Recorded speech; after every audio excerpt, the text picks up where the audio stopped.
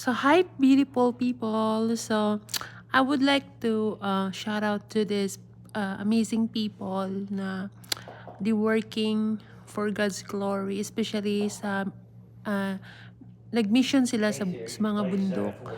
So nakikita nyo naman dito na ang hirap ng daan.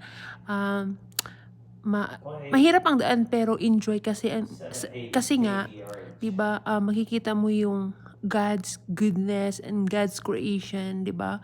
At the same time mahirap talaga kasi hindi makapasok yung yung mga motorcycle diyan sa papuntahan nila kasi nga ah, bukid masyado.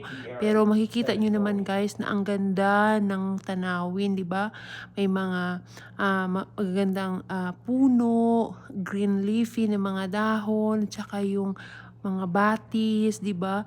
Tapos ang sarap pakinggan ng ng agos ng